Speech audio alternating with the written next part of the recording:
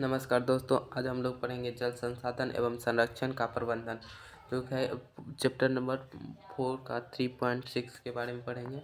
और ये जो है इग्नू का BHEVAE 181 का जो है हम लोग पढ़ेंगे कोड नंबर। चलिए देखते हैं।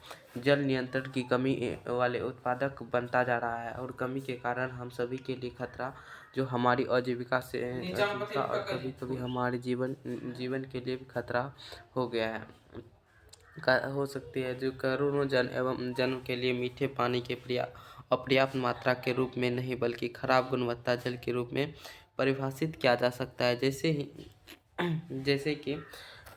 जैसा कि 2001 एवं संयुक्त राष्ट्र जो है कोस्ट united national publication fund UNFPA द्वारा रिपोर्ट किया गया। और अगले 25 वर्षों के लिए विश्व की 1/3 जनसंख्या जल गंभीर कमी को झेलेगी। अभी भी 1 अरब से अधिक लोग जो है सुरक्षित पेयजल पहुँची नहीं है और 3 अरब जाने पृथ्वी की जनसंख्या के आधे मूलभूत एवं सीवेज प्रणाली तक विकसित नहीं है। विकासशील देशों में उत्पन्न होने वाले कुल सीवेजों का 90% अधिक थल और जल का अनौपचारिक वापस लौट जाता है जब तक जल संसाधन उचित प्रबंधन नहीं होगा। कहता है हम विरोधाभासी एवं स्थितियों जैसे वर्षा वाले क्षेत्र में भी प्रदूषण एवं पेयजल की कमी को झेलते रहेंगे। जैसे जैसे जनसंख्या बढ़ती है और आर्थिक विकास संघनन होता है, जल संसाधनों के पुनः उत्पादक एवं नियंत्रण आवंटन का उपयोग और दीर्घकालीन एवं नीतिगत निर्णय के लिए जाने जाते हैं। भविष्य के लिए सुरक्षित पेयजल और सफाई के साथ औद्योगिक कृषि कार्यों के लिए बीच जल विरोधी मांग बढ़ेगी। जल संसाधन प्रबंधन का अर्थ है कि जल के भंडारण अथवा स्रोत के जीवन में खतरे डाले और विभिन्न उपयोग के लिए अच्छी गुणवत्ता के जल एवं पर्याप्त आपूर्ति प्रदान करके कार्यक्रम से दूसरे शब्दों में ये देखने के लिए प्रयास किया जाना चाहिए। कहता है सभी प्रकार के उपयोग और उचित गुणवत्ता के जल जो है उपलब्ध हो, इस बहुमूल्य एवं संसाधन का दुरुपयोग अथवा बर्बादी न हो। कहता है जल प्रबंधन में भूजल के भंडार एवं पुनर्भरण की अधिकता वाले क्षेत्र में कमी वाले क्षेत्र में आपूर्ति का प्रदान करना सम्मिलित है। भूजल का पुनर्भरण यानी जल को जो है पर्वतीय पहाड़ियों एवं जलभर वनस्पति से ढके रहते हैं। जल भर की घास फूस एवं ढड़ी मिट्टी से जल वर्षा का अंतर्भरण एवं संभावना बनती है, जो जल भर में चला जाता है। शहरी एवं ग्रामीण क्षेत्रों में बाढ़ का पानी के उपयोग में घरेलू पानी के गड्ढे जैसे कि खदकों अथवा किसी पोखर में भरा जाता है तो भूमिगत के रूप में निष्कासित हो जाता है। पानी के भरे जलभर के गहरे गर्ते के कारण श्रृंखला द्वारा डाला जाता है और अथवा पोखरों और सजाल द्वारा खेतों में फैलाया जाता है। कहता है समांतर बाढ़ का पानी भी अतिरिक्त प्रवाह को जल की कमी वाले क्षेत्रों में भेजा जा सकता है। इससे न सिर्फ बाढ़ के पानी से होने वाली क्षति और खतरे को दूर किया जा सकता है, बल्कि कमी वाले क्षेत्रों को लाभ भी मिल सकता है। इस तरह से हम लोग करने के बाद घरेलू और नगरपालिका के अपशिष्ट जल एवं उचित उपचार द्वारा अनेक औद्योगिक और कृषि कार्य के लिए उपयुक्त आपूर्ति प्राप्त कर सकते हैं। जबकि अपशिष्ट जल के उपचार एवं प्रदूषक कीटाणु एवं विषाक्तता तत्वों को निकालना सम्मिलित है, जो कि आप पहले ही पिछले अनुभव पढ़ चुके हैं। इस तरह से हम लोग देख सकते हैं। देखिए कहता है समुद्री जल का लवणीकरण यानी विलीकरण। समुद्री जल जो है विलीकरण कैसे होता है? सौर ऊर्जा का प्रयोग से समुद्री जल के अवशोषित किया जा सकता है और अच्छी तरह से गुणवत्ता मीठे पानी प्राप्त किया जा सकता है। यानी कि उसको अच्छी तरह से अवशोषित करके उसे मीठे पानी के रूप में बदल सकते हैं, यानी कि अवलवणीकरण कर सकते हैं। लेकिन समुद्री जल की विलीकरण यह विधि हमारे देश में गुजरात में भुवनगढ़ एवं राजस्थान में चारू का उपयोग में किया जा रहा है। यानी कि गुजरात और राजस्थान में इसका उपयोग भी किया जा रहा है। समुद्र को पानी को पीने योग्य यानी मीठे जल के रूप में बनाया जा रहा है। इस तरह से हम लोग देखेंगे अगले। देखिए जैसे कि करना क्या है आपको इसमें, ये जो है आपका विलयीकरण, समुद्री जल को क्या करना है, पहले सबसे पहले क्या करना है, सौर जल का प्रयोग समुद्री जल के विलयीकरण के लिए अधिक उपयोगी है। सबसे पहले क्या करना है, एक स्टोरेज में पानी को क्या करना है, अच्छी तरह से क्या करना है उसको, मतलब टैंकर या गड्ढा में इसको अच्छी तरह से रख लेना है। उसके बाद ऊपर में जो है आपको पृष्ठीय तनाव वाला मतलब शीशा का कांच का ग्लास लगा लेना है। उसके बाद आपका धीरे धीरे क्या होगा, ये जैसे पानी वाष्प बन के ऊपर जाएगा तो ये क्या हो जाएगा, भर जाएगा, और ये भरने के बाद क्या हो जाएगा, ये धीरे धीरे ये अशुद्ध जल जो है धीरे धीरे इसके थ्रू हम लोग निकाल सकते हैं। और ये पानी जो है इसके जब धीरे धीरे ख़त्म हो जाएगा तो नीचे क्या बन जाएगा, NaCl नीचे बैठ जाएगा, और जितने भी अच्छे पानी हो जाएंगे वो क्या हो जाएंगे, वाष्पीकृत होकर बाहर निकल जाएंगे। तो इससे क्या होगा, हमारे पास मृदा जल आ जाएंगे। तो चलिए आगे देखते हैं दोस्तों। आवश्यक कहता है आवश्यक उपयोग, आवश्यकता से अधिक जल का उपयोग बहुमूल्य और कमी वाले संसाधन अभिक्षम के दुरुपयोग, हमारे देश में बहते बहते रियासतें नलों और खराब नल के कार्य के कारण बहुत सा जल व्यर्थ हो जाता है। यानी कि जो हमारे देश में है जल व्यर्थ हो जाता है। अत्यधिक सिंचाई एवं नियंत्रण लगाने की आवश्यकता है। अपशिष्ट जल क्या होता है, अपशिष्ट जल घर देखिए घरेलू और नगर पालिका के अपशिष्ट जल कार्बनिक पोषक तत्व समृद्ध होता है। यानी कि जो नगर पालिका से जो कचरा वाला जल निकलता है वो क्या होता है, कार्बनिक पोषक समृद्ध होता है। यदि इसे इस प्रकार के जल को रोग पैदा करने के लिए रोगाणुओं और विषाली तत्वों को मुक्त कर दिया जाए तो इसके उपयोग खेतों, बगीचों और अन्य वनस्पतियों में सिंचाई के लिए किया जा सकता है। इस तरह से हम लोग देख सकते हैं। आगे देखिए सर दोस्तों, कहता है जैसे कि जो हमारे घरों से निकलती है कूड़ादान का जो इस तरह से निकलता है तो उसे क्या करना है, जैसे कि निकलता है तो उसको क्या करना है, देखिए सबसे पहले क्या करना है, जल को जो है प्राथमिक उपचार क्या करना है, द्वितीयक उपचार क्या करना है। जैसे घर से निकला पानी को क्या करना है, और चुप करना है। उसके बाद जो है कंक्रीट दे के उसको पास कराना है, कंक्रीट दे के उसको धीरे धीरे पास करा देना है। उसके बाद जो भी शुद्ध जल होगा उसको निर्तंक की टंकी के थ्रू उसको सप्लाई करके द्वितीय प्रभावी से दौरान निकाल दिया जाएगा। इस तरह से हम लोग देखेंगे। चलिए आगे देखते हैं दोस्तों। कहता है रोगाणुओं तथा देखिए रोगाणुओं तथा विषाक्तता तत्वों को निकालने के लिए अपशिष्ट जल को वाहित जल एवं वाहित मल टंकी अथवा तालाब उनके उनके दिनों के लिए औपचारिक किया जाता है। ऐसा करने से भारी कण एवं स्वयं तली में बैठ जाता है, जबकि अधिक अधिक बारिश कणों को फिटकरी एवं कास्टिक सोडा डालकर तली की एकीकृत किया जा सकता है। और कहता है स्वच्छ तरल और निष्पादन एवं फिल्टर बालू को अथवा मिट्टी के गुजर जाते हैं, अंततः उससे वायु प्रभावित हो जाता है। यह उपचार जो है कार्बन डाइऑक्साइड और हाइड्रोजन सल्फर से निकल जाता है और समानता अपशिष्ट घुली रहती है, बल्कि ये धीरे धीरे साफ भी हो जाते हैं पानी। इस तरह से हम लोग देखेंगे दोस्तों।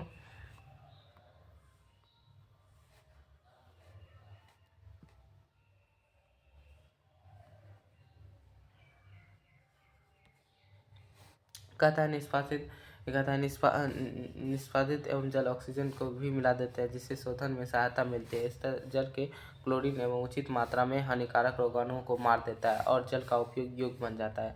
देख सकते हैं। उसके बाद क्या करेंगे, शैवाल तथा जलकुंभी को उगाने के लिए अन्य जीव नदियों जैसे तालाब नदियों और कहता है में प्लवक पिंडों में आती है, जो कि दोहराने कार्य एवं ये जल प्रदूषक जैसे कि फास्फेट और नाइट्रस को साफ कर देता है। इन पादपों के लिए पोषण कम करते हैं और इन पादपों को बायोगैस बनाने के लिए उपयोग किया जा सकता है।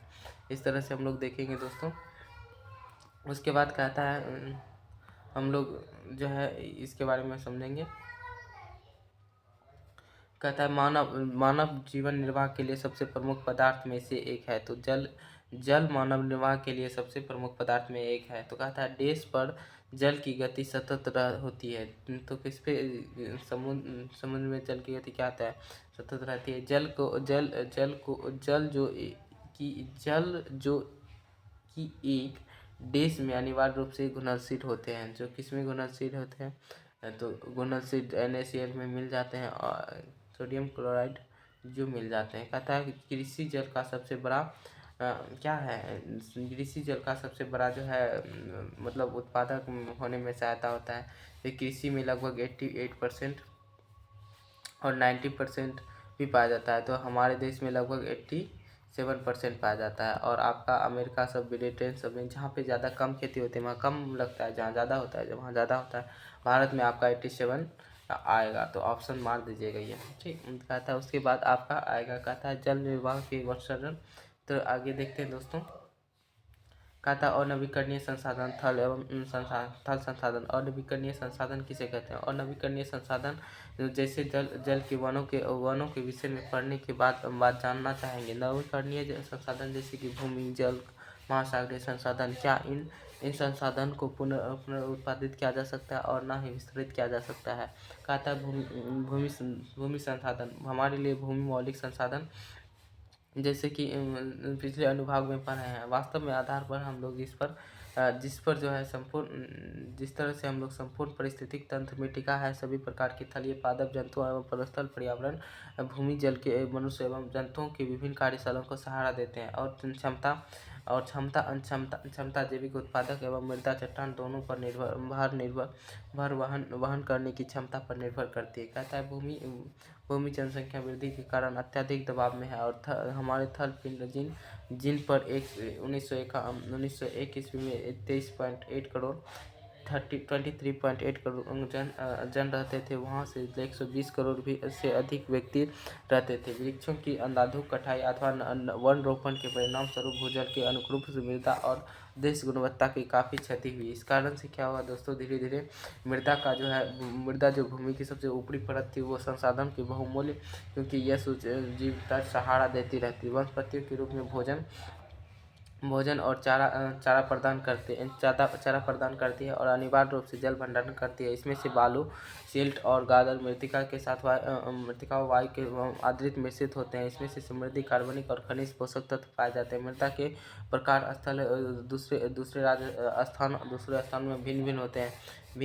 मृदा के तत्व एवं समृद्ध एवं उर्वरता मृदा के जल ऑक्सीजन के धारण करती है, क्षमता पर निर्भर करती है। कहता है भारतीय उपमहाद्वीप एवं निम्नलिखित प्रकार के मुद्राएं पाई जाती है। इस तरह से हम लोग देख सकते हैं दोस्तों, जैसे कि भारत में मिट्टी जो है अलग अलग प्रकार के अलग अलग किस्म में होते हैं अलग अलग क्षेत्रों में। जैसे कि यहाँ पे देख सकते हैं वन पहाड़ी इलाका हो गया, ये हो गया आपका जलोढ़ मिट्टी।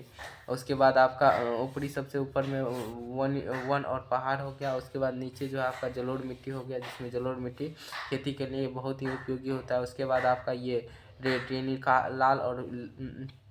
लाल मिट्टी जो होता है, काली मिट्टी जो होता है, ये बहुत ही क्या होता है, अच्छे होते हैं।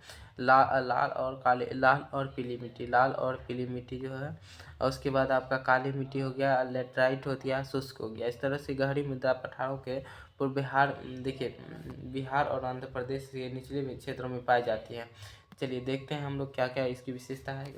लाल मृदा तो पहाड़ की पुत्री बिहार, मध्य प्रदेश, आंध्र प्रदेश और निचले भूमि क्षेत्रों में पाए जाते हैं। वहाँ पे वर्षा लगभग 100 से 300 mm वर्षा का तापमान और 22 डिग्री से ऊपर रहता है। तो ऐसी मृदा में वर्षा वन घास मैदान उगाते हैं। आलू, केला, अनानास और रबर उत्पादक के लिए अच्छी होती है। कहता है पश्चिम भारत में दक्कन और पहाड़ी पठारों में पाई जाती है। मृदा की मृतिक एवं अनवरत होती है। मिश्रित घास एवं मैदानों के दोनों को लिए सहारा देता है और मूंगफली, सोयाबीन, कपास, चावल की खेती उपयुक्त होता है। आगे देखते हैं दोस्तों किस तरह से उपयुक्त होता है।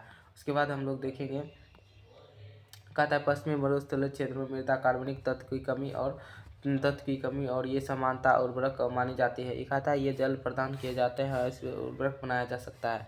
अन्य प्रकार की मृदा गंगा मैदान एवं बंगाल की उड़ीसा, आंध्र प्रदेश, तमिलनाडु, केरल और गुजरात डेल्टा और नदीमुख क्षेत्रों में भाग बनाती है।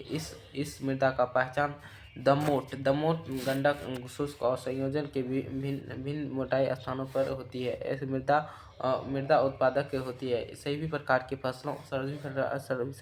फसलों में उगाया जा सकता है। कहता है उसके बाद आगे देखते हैं दोस्तों, कहता है वह मृदा जो गंगा गोदावरी एवं कृष्णा, कावेरी एवं डेल्टा से निचले भागों में आर्द्र अथवा दलदलीय भूमि के केरल घाटी के भाग बनाती है। समृद्ध एवं कार्बनिक तत्वों से अवगठित होता है। खेतों के खाद, गोबर पादप एवं समृद्ध खाद से गठित होते हैं। ये अत्यधिक उर्वरक होते हैं। पर्वतीय हिमालय क्षेत्र में पाई जाने वाली मृदा मृदा जो धूसर धूसर से हल्के पीले भूरे रंग की होती है, उर्वरता कम होती है और बाँस की शंकुधारी वृक्ष जैसे चीड़ और देवदार होते हैं, देवदार उसमें उगते हैं। इस तरह से हम लोग देखेंगे मृदा का निर्माण कैसे होता है। मृदा का निर्माण जो होता है, देखिए मृदा का निर्माण जो होने में बहुत टाइम लगता है। तो मृदा का निर्माण की प्रक्रिया सम्मिलित है, जिसके विषय में बहुत शीर्षक से पढ़ा जा सकता है। चट्टानों का क्षरण कहता है मृदा का निर्माण सम्मिलित प्रक्रिया मंद क्रिया कार्मिक एवं सतत एवं प्राकृतिक प्रक्रिया जिनके द्वारा शैल एवं चट्टानों का अपघटन एवं सामूहिक रूपों से क्षरण कहलाता है। इसमें से भौतिक, रासायनिक एवं जैविक कार्मिक के रूप में सम्मिलित है। भौतिक क्षरण ऐसे क्षरण कहलाता है जैसे कि चट्टानों को कार्य करने वाला यांत्रिक बल एवं आंतरिक करने वाला आंतरिक बल क्षरण कहलाता है। तापमान में उतार चढ़ाव एवं चट्टानों की सतह विस्तार का संकुचन होता है, जिसमें दरारों और सांधे रोंदे जाते हैं। ठंडे मौसम पत्थरों और दरारों में उपस्थित जल का जम जाता है और बर्फ के बनने का विस्तार हो जाता है। विस्तार के बल के चट्टानों टूट जाते हैं और टूटी हुई चट्टान अंश ढलना लुढ़कते हुए नीचे आते हैं और छोटे छोटे टुकड़ों में बढ़ जाते हैं, टूट जाते हैं। इस तरह से हम लोग देख सकते हैं। कहता है अपशिष्ट एवं वर्षा तेजी से बहती है नदियों की क्षति भौतिक क्षरण के कारण जो है प्रमुख कार्मिक के रूप में अवशेषण के रूप में बालू कण के लाते हैं और जो घर्षण के कारण चट्टान के सतह को अपकर्षण करती है और विध्वंस पर्वत के कणों में समांतर रूप से देखा जाता है। वृक्षों के अक्सर पत्थरों की दरार एवं बांध छोटी छोटी समय में के साथ जोड़ों की इस तरह से किया जाता है। मतलब जो है जैसे जैसे आपका पहाड़ था, पहाड़ पे जब नदी गिरती है तो क्या करता है, छोटे छोटे पत्थर के टुकड़े टुकड़े टुकड़े टुकड़े हो जाते हैं। जब ये टुकड़े पानी कुछ रेतीले हो जाते हैं तो इसे लेके जाता है बहा के, तो इसकी फेस जो है खिया जाता है और छोटे छोटे टुकड़े में हो जाते हैं और इसी तरह से मिट्टी का निर्माण हो जाता है। तो देख सकते हैं दोस्तों, इस तरह से हम लोग इसे पढ़ सकते हैं। चलिए आगे देखते हैं दोस्तों, रासायनिक क्षरण कैसे होता है। कहता है रासायनिक क्षरण कहता है चट्टानों को विघटित समय रासायनिक परिवर्तन के अनुसार गुजर जाते हैं। जल चट्टानी एवं पदार्थों की एक अधिक चट्टानों से घुलने अथवा उनके साथ अभिक्रिया करके रासायनिक परिवर्तन करने के लिए प्रमुख कर्मक एवं घुले हुए पदार्थ की उपस्थिति होते हैं। कहता है इस तरह से हम लोग देखेंगे कि गैर तापमान एवं प्रक्रिया का क्षरण। कहता है गैर तापमान, देखिए गैर तापमान एवं रासायनिक क्षरण को बढ़ावा देता है और रासायनिक क्षरण एक अन्य बहुत महत्वपूर्ण प्रक्रिया है, जल अपघटन प्रक्रिया, जिसमें हाइड्रोजन प्लस आयन OH आयनों को विघटित के रूप में विघटित हो जाता है और विशेष रूप से कार्बन डाइऑक्साइड और कार्बनिक अम्लों को उपस्थिति में जो सिलिकेटों और ऑर्गेज किया जबकि प्रक्रिया जो है सिलिकेट एवं मृतकों को बनाते हैं। ऑक्सीकरण अपघटन की अभिक्रिया एवं कार्बनीकरण रासायनिक क्षरण एवं महत्वपूर्ण साधन है। कहता है खनिजीकरण जो कि ह्यूमस्करण भौतिक क्षरण जो है फलस्वरूप चट्टानों के कण एवं कणों में टूटी हुई जाती है, लेकिन इसका जो वास्तविक है कहता है, लेकिन देखिए कहता है डग होती है जो कि भली विश्व रूप में पढ़ेंगे आप।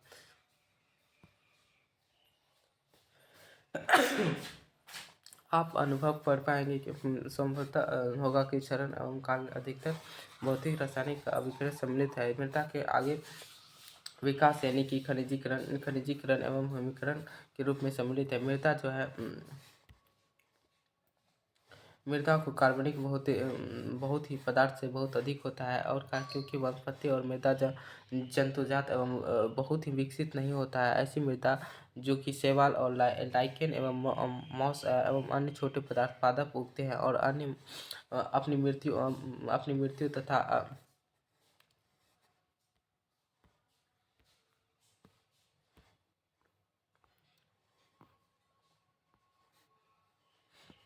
कहता समय साथ विभिन्न पादपों एवं जंतुओं की सूक्ष्म जीव मृदाओं का निर्वहन करते हैं और मृदा के अपशिष्ट मृत एवं अपशिष्ट कार्बनिक तत्वों को जो है प्रदान करते हैं। कार्बनिक जैविक कचरा के अपेक्षाकृत के सरल विघटित हो जाता है और वे विघटित प्रक्रिया अपघटन भी कहते हैं।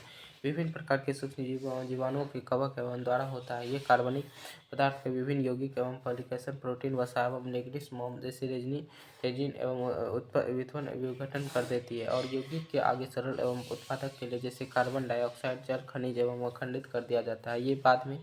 ये बाद वाली प्रक्रिया खनिजीकरण कहलाती है। अवशेषीय अनपूर्ण विघटित कार्बनिक तत्व जो है इस तरह से है। कहता है खनिज की अवशोषी एवं पूर्ण, देखिए इस यहाँ पे जो आपका कहता है खनिज को विखंडित कर दिया जाता है और एक प्रक्रिया खनिजीकरण कहलाती है। क्या कहलाती है?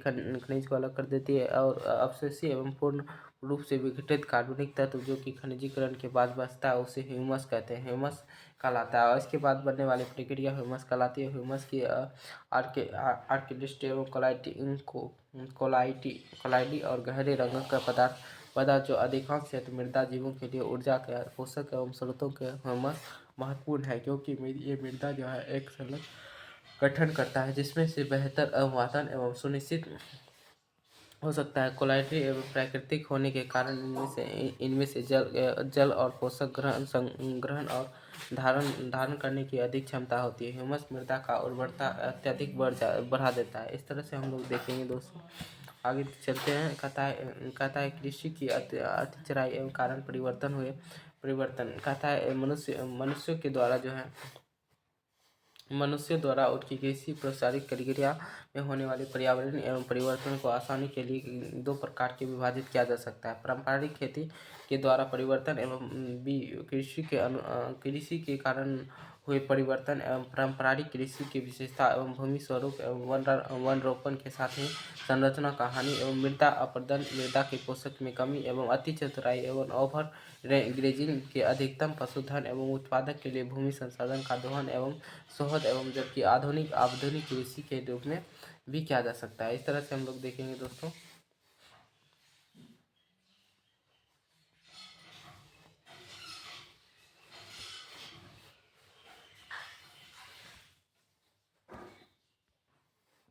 इस तरह से हम लोग देखेंगे। कहता है पर्यावरण के पारंपरिक एवं कृषि की विदारी एवं प्रभाव के रूप में सिर्फ आधुनिक कृषि के लिए तरीके एवं पर्यावरण के पड़ने वाले प्रभावित सम्मिलित एवं उदाहरण के लिए अत्यधिक सिंचाई वाली लवणीकरण एवं जललापन दोनों समस्या होती है, जिससे कि भूजल स्तर बढ़ने के साथ साथ भूजल संसाधनों को नीकरण होता है। इस प्रक्रिया रासायनिक उर्वरक को मिलाने से मृदा सूक्ष्म पोषण या कमी हो जाती है। और कहता है जलकणीय एवं सुपोषण यानी इक्विटोप्रेटिया हो जाता है और बच्चों को नाइट्रोमेनिया हो जाता है। पादप सुरक्षा एवं रासायनिक उपयोग में खाद्य पदार्थों का आवश्यकता कर देता है। कभी कभी अच्छालित एवं हंसती जीव को भी मार देता है। इस प्रकार से उच्च उत्पादक किस्म के उपयोग एवं कृषि बाजार में अभिमुख बना देता है, जिससे लेखती का बढ़ावा देता है और जिससे महामारियाँ फैल जाती है और आनुवंशिकता गतिविधियों में कमी आती है। इस तरह से हम लोग देखेंगे दोस्तों। इस तरह से भूमि निम्नीकरण क्या होता है? भूमि निम्नीकरण लैंड डेग्रीजेशन कहता है भूमि की गुणवत्ता को कमी की प्रक्रिया जो है समांतर रूप से मृदा की उत्पादन करने की क्षमता एवं गुणवत्तात्मक एवं मात्रात्मक एवं सेवा को वस्तु में कमी के रूप में परिभाषित किया जा सकता है। और मानवीय क्रियाओं जिनके द्वारा भूमि निम्नीकरण होता है और वन रोपण, नदियों बाढ़ बनाना, औद्योगिकरण, खनन विकास जैसे कार्यों का मानव बस्तियों में सड़क, राजमार्ग, परिवहन जो है भूमि निम्नीकरण है और शौचालयों का निर्माण इत्यादि सम्मिलित हैं। इस तरह भूमि निम्नीकरण में सम्मिलित हैं। आगे देखते हैं दोस्तों। जैसे ये भूमि निम्नीकरण को कहता है कृषि कुपोषण, वन अवरोपण एवं कारण के भूमि निम्नीकरण। इस तरह से हम लोग देख सकते हैं। चलिए देखते हैं प्राकृतिक आपदाएं जैसे कि बाढ़, सूखा, भूस्खलन एवं भूकंप की निम्नीकरण करते हैं। इस तरह से हम लोग देख सकते हैं कि कहता है भूमि उपयोग जो है उपयोग में सदियों में मानव समुदाय के हुए विकास में परिवर्तन एवं यद्यपि औद्योगिकरण के पहले युग से प्राकृतिक पुनर्धारित एवं क्षमता रिस्ट्रक्टिव कैपेसिटी के परिवर्तन संभाल लेती थी। कहता है वर्तमान समय में भूमि के अति दोहन और मृदा के अनुमान पढ़ाया जा सकता है। 3.4.3 विश्व की प्रमुख भूमि निम्नीकरण की मात्रा के कारणों दिया जाता है। इस तरह से हम लोग देख सकते हैं दोस्तों। कहता है जो है आपका इस तरह से भूमि निम्नीकरण होता है। जैसे कि यहाँ पे 558 करोड़ हेक्टेयर जो है आपका वन रोपण, खेती, शहरी उद्योग, वन के विशाल क्षेत्रफल एवं स्तर पर पर्यटक तो देख सकते हैं। इस तरह से कहता है भूमि निम्नीकरण के कारण कहता है जब 120 करोड़ हेक्टेयर से अधिक उष्णकटिबंधीय पर 1975 से 1990 एवं निम्नलिखित रूप से उत्पादन कर नष्ट कर दिया गया। इसी तरह से बहुत सारे निम्नीकरण हुए थे। देखिए यहाँ पे 100 पहले 58 करोड़, उसके बाद 68 करोड़, 13 करोड़, 55 करोड़, एक एक 1.95 का औद्योगिकरण अनुसारी वृद्धि विकास की सड़क निर्माण एवं खनन विकास की ओर से भूमि एवं मृदा। इस तरह से हम लोग देखेंगे भूमि एवं मृदा, पर्यावरण के निम्नीकरण एवं भूजल स्तरों में कमी एवं बल्कि भूमि निम्नीकरण, मृदा अपरदन, मरुस्थलीकरण एवं सारणी 4.1 में देखेंगे। विश्वव्यापी आंकड़ों में देखिए जो लगभग 3% इसका क्षेत्र वासी एवं फसलों की जुताई का योग है। अस्थायी रूप से फसलों के जैसे फल बागवान एवं अंगूरता अंतर्गत एवं संयुक्त खेती में बढ़ाता गहरा हुआ ठंडा हुआ गर्म एवं आर्द्र हो शुष्क एवं विश्व भूमिगत के रूप में 1987 से 1972 से 1987 के रूप में देखा जाता है। इस तरह से हम लोग देख सकते हैं कि किस तरह से विश्व में क्षेत्र का भूमि का निम्नीकरण किया गया। तो इस तरह से हम लोग देख सकते हैं कि अस्थायी फसल हो गया। उसके बाद 30 से 50% के बीच निजी सार्वजनिक भूमि का आकलन किया गया, पारिस्थितिक रूप में विभिन्न स्तरों पर निम्नीकृत के रूप में किया गया। इस प्रकार से क्या गया इस समानता एवं बंजर भूमि को कहा जाता है। इसी भूमि को पारिस्थितिक एवं निम्नीकरण अतिदोहन अस्पष्ट एवं परितंत्र एवं अनुपस्थिति के कारण क्षमता अनुसार जीवन के उत्पादन नहीं करता है।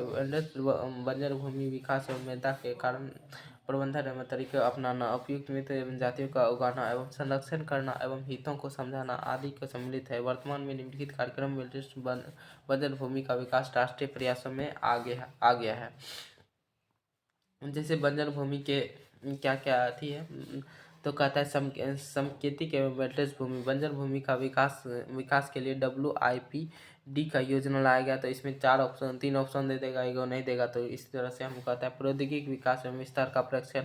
उसके बाद गैर सरकारी संगठन NGOs, तो स्वयं संस्था समर्थक सहायता योजना इस तरह से कर सकता है। उसके बाद निवेश प्रोत्साहन IPS कहता है निवेश प्रोत्साहन योजना, बंजर भूमि वेस्टर्न एवं विकास WDTF।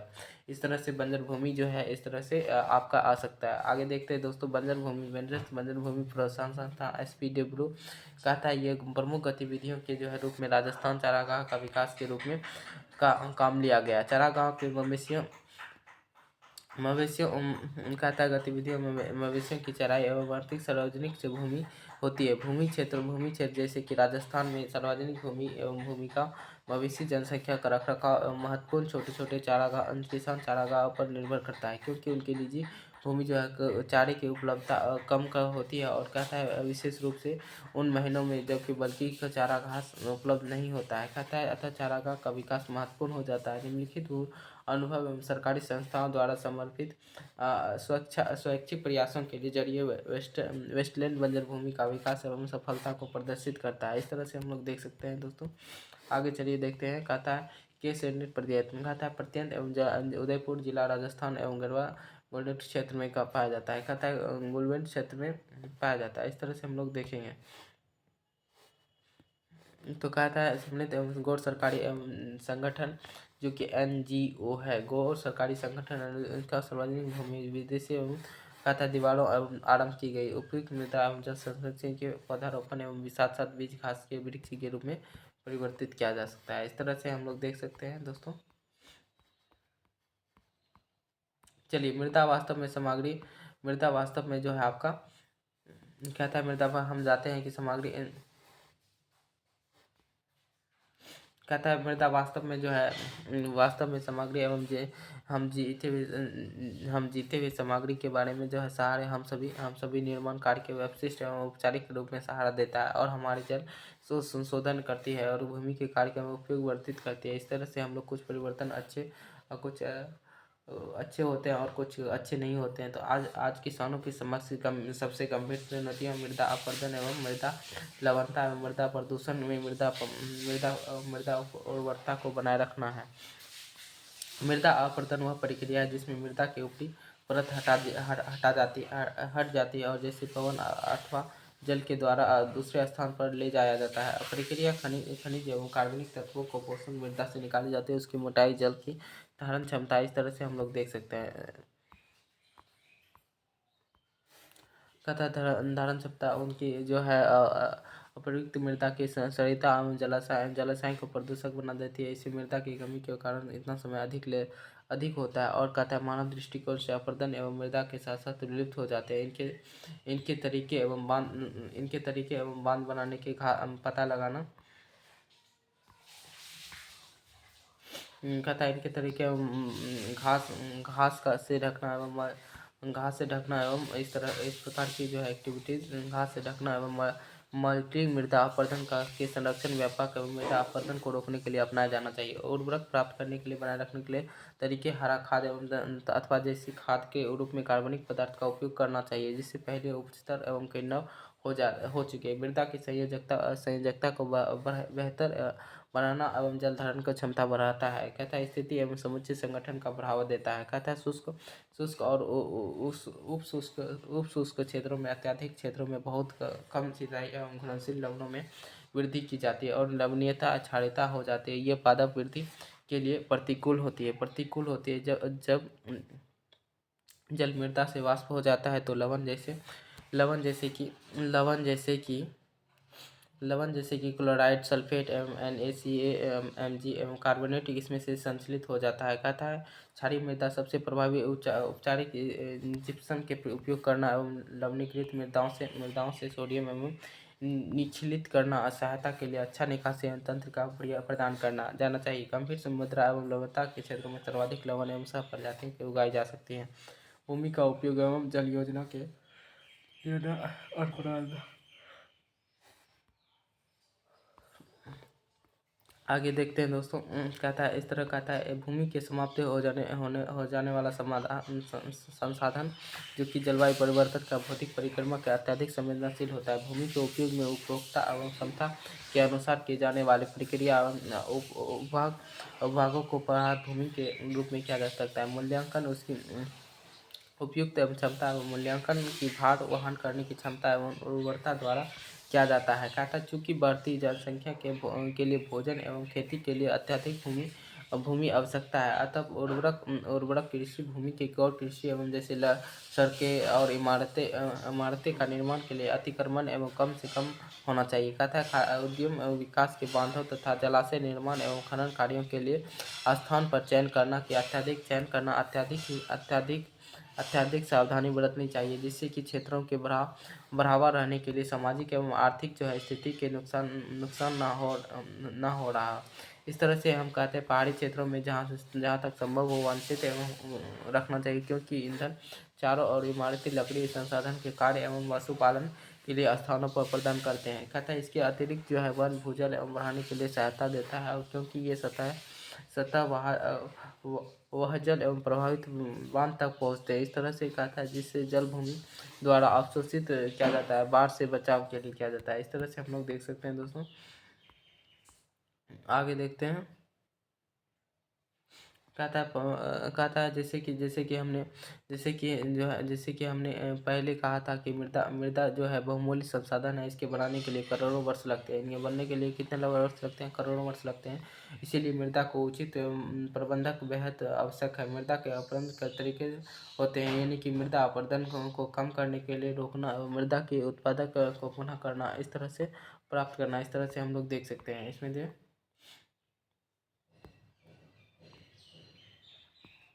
कहता है जल के अतिरिक्त प्रवाह को रोकथाम एवं निकासी। कहता है जल के कहता है मृदा अपरदन का नियंत्रण।